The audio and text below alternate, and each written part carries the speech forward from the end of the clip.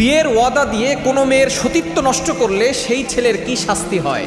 অনেকেই এখন আছে বিয়ের প্রলোভন দেখিয়ে অনেক মেয়ের সতীত্ব নষ্ট করে, আবার অনেক মেয়েও এমন আছে প্রতারণা করে ছেলেদের সাথে।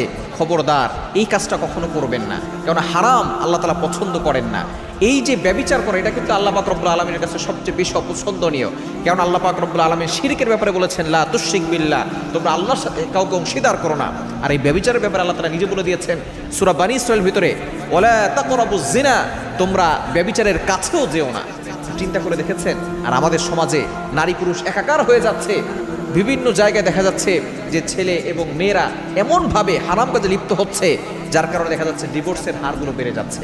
এজন্য কোনো ছেলে যদি এই হারাম কাজ করে তাহলে তো অবশ্যই শাস্তি হবে। তবে যদি কেউ বিয়ের ওয়াদা দিয়ে তারপরে তার মেয়ের সতীত্ব নষ্ট করে, তাহলে তার কি শাস্তি হবে? 1 নাম্বার হচ্ছে, সে যে মানসিকভাবে তাকে কষ্ট দিয়েছে, এজন্য ওই ছেলে সে জীবনে কোনোদিন মানসিকভাবে শান্তি পাবে না। সে যতই ভালো সংসারে বিয়ে করুক না কেন, ভালো ফ্যামিলির মেয়ে বিয়ে করুক না কেন, সে যে মানসিকভাবে একটা মেয়েকে কষ্ট দিয়েছে, তার সতীত্ব নষ্ট করেছে, মনে রাখবেন একজন মেয়ের সতীত্বের অনেক দাম। নবীজি সাল্লাল্লাহু আলাইহি ওয়াসাল্লাম জানিয়ে দিয়েছেন, দুনিয়ার ভিতরে যত সম্পদ আছে তার ভিতরে সবচেয়ে দামি সম্পদের নাম হচ্ছে এই নেককার স্ত্রী। আর আপনি একজন নারীর সতীত্ব নষ্ট করে ফেলছেন, আর আপনি মনে করছেন আপনি পার পেয়ে যাবেন। খবরদার, এটা কখনো করবেন না। বিয়ের প্রলোভন দেখিয়ে, বিয়ের ওয়াদা দিয়ে আপনি একজন নারীর সতীত্ব নষ্ট করে দিচ্ছেন, আপনি কখনো মানসিক শান্তি পাবেন না।